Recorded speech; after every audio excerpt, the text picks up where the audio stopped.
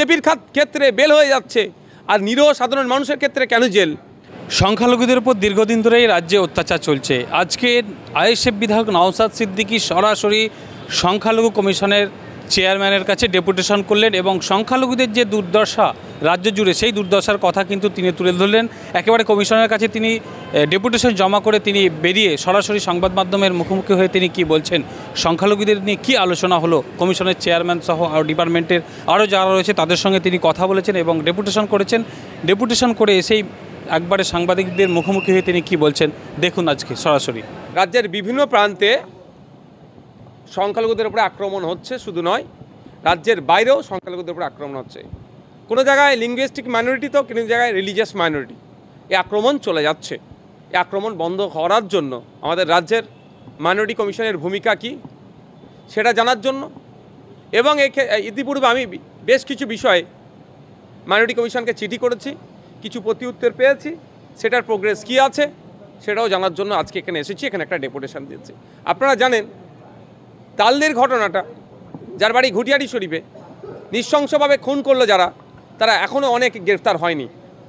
সেক্ষেত্রে মাইনরিটি কমিশনের ভূমিকা কী সেটাও জানতে চেয়েছি। বনগাঁতে পুলিশের মারে অভিযোগ এক বৃদ্ধার মারা গিয়েছে, সেক্ষেত্রে মাইনরিটি কমিশন কী ভূমিকা পালন করেছে সেটাও জানতে চেয়েছি। মালদা থেকে, মালদার বাড়ি ভিন্ন রাজ্যে কাজে গিয়েছিল উড়িষ্যাতে, শুধু কথা বলার জন্য আর লিঙ্গুইস্টিক মাইনরিটি হওয়ার জন্য বিনয় বেসরা সম্ভবত তাকেও মারধর করা হয়েছে। গত পরশু দিনকে উত্তরপ্রদেশ পুলিশ 13 জন বীরভূমের পরিযায়ী শ্রমিককে থানায় তুলে নিয়ে গিয়ে মারধর করায়। কাগজপত্র সব দেখানোর পরেও তাদেরকে বাংলাদেশি ঘুষপেটিয়া বলে তাদের উপর অকথ্য অত্যাচার চলে। এক্ষেত্রে আমাদের রাজ্যের মাইনরিটি কমিশনের ভূমিকা কী সেটাও জানতে চেয়েছি। আপনারা শুনলে অবাক হবেন, আমাদের পশ্চিমবাংলায় মন্দিরবাজারের ছেলে হুগলিতে ফেরির কাজ করতে গিয়েছিল, তাকে 2 দিন আটকে রাখে থানাতে বাংলাদেশি বলে। বৈধ কাগজপত্র দেখানোর পরেও তাকে ছাড়েনি। যখন খবর পাই এর মধ্যে আমি ইনভলভ হয়েছি, কোর্ট তার পরিবার যখন থানায় এসেছে বলেছে কোর্ট থেকে তোমরা যাও, কোর্টে বুঝে নেবে। যখন আমি কোর্টে উকিল রেডি করেছি, খবর পাচ্ছি কোর্টে না পাঠিয়ে ওখানেই 400 টাকা নিয়ে তাকে ছেড়ে দিয়েছে। কিন্তু এই 400 টাকা নিয়েছে, কোনো তার এগেনস্টে কোনো রিসিপ্ট কপিও দেয়নি। তো এই সমস্ত একাধিক ঘটনা আপনার দুর্গাপুরে যে কাণ্ড ঘটিয়েছে, পরিজাত গাঙ্গুলি থেকে শুরু করে নন্দীগ্রামের যে কাণ্ড ঘটিয়েছে, গরু ব্যবসায়ীদের উপর আক্রমণ, পশ্চিম মেদিনীপুরের দাঁতনে একটি ছেলেকে মেরে দিয়েছে সে সংখ্যালঘু পরিবারের। এই ঘটনা ঘটে যাচ্ছে, কোনো বিচ্ছিন্ন ঘটনা নয়।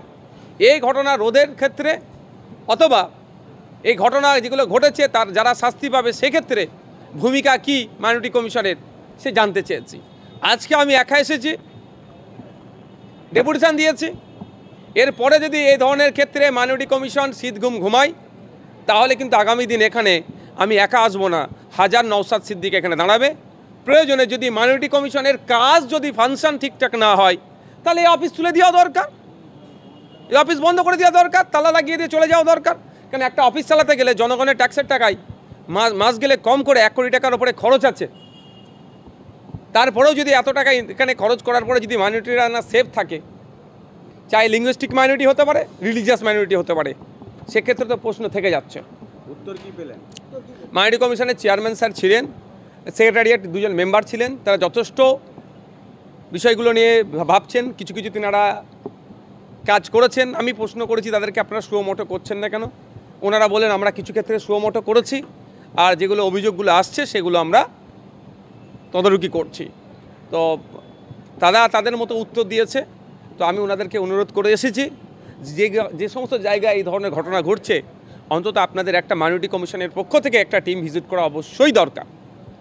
তারা এটাতে এগ্রি হয়েছে, তারা জানিয়েছেন এই ধরনের ঘটনা যাতে না আর ঘটে তার জন্য ব্যবস্থা নেওয়ার জন্য তাদের যে সর্বোচ্চ লেখার জায়গায় জানানোর জায়গায় সেখানে জানাবেন। যে ডিস্ট্রিক্টগুলোতে এগুলো হচ্ছে সেই ডিস্ট্রিক্টে যারা অধিকর্তা আছেন তাদেরকে জানাবেন এবং সাথে সাথে যে জায়গায় এইগুলো ঘটনা ঘটেছে সেগুলো যাতে ভিজিট করে তার ব্যবস্থা করবেন। ভাবে কেস সাজাচ্ছে যে সহজেই বেল পেয়ে যাবে, আর শামশেরগঞ্জের ওয়াকফ সংশোধনী আইনকে কেন্দ্র করে একটা অশান্তি তৈরি হয়েছিল। আমরা চাই যারা অশান্তি করেছে তাদের না জেলের বাইরে বার হয়, তাদের সর্বোচ্চ শাস্তি দেওয়া হোক।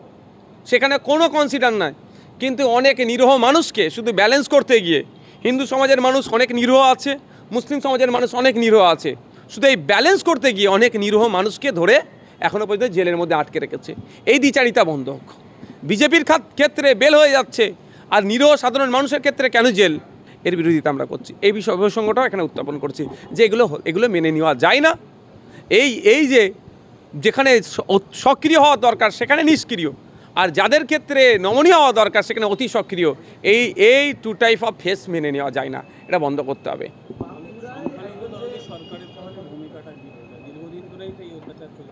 হ্যাঁ, দেখুন, আজকে এখানে মাইনরিটি কমিশনের কাছে এসেছি। 6টা ধর্মীয়ভাবে যারা সংখ্যালঘু তাদের সুখ দুঃখে পাশে থাকার জন্য এই কমিশন তৈরি হয়েছে, এবং 7টি লিঙ্গুইস্টিক মাইনরিটি যারা তাদের সুখে দুঃখে পাশে থাকার জন্য তৈরি হচ্ছে। কিন্তু সেই মতো পারফর্ম করছে না বলেই আজকে আমরা ছুটে এসেছি। ছুটে এসে তাদের ডিউটিটাকে আরেকটু করে আমরা মানে রিমাইন্ডার দিয়ে যাচ্ছি। যদি ডিউটি ঠিকঠাক না হয়, এর পরের দিনে আসবো, আমরা ভিড় করে আসবো, তখন একা নওশাদ সিদ্দিকী আসবে না, 1000 নওশাদ সিদ্দিকী আসবে, তখন জবাব আরও ভালো করে নেবো। তবে আশা করছি পজিটিভ কাজ করবেন, শীত ঘুম ইনাদের ভাঙবে, যে সংখ্যালঘুদের উপরে যেভাবে অত্যাচার হচ্ছে সেগুলো না হয়, এবং যারা অত্যাচার করছে যাদের সর্বোচ্চ শাস্তি পায় তার ব্যবস্থা করবে। কমফোর্টেবল ম্যাট্রেস মানেই RRK ম্যাট্রেস। ওয়ারেন্টি নয়, গ্যারেন্টি দেয় RRK ম্যাট্রেস।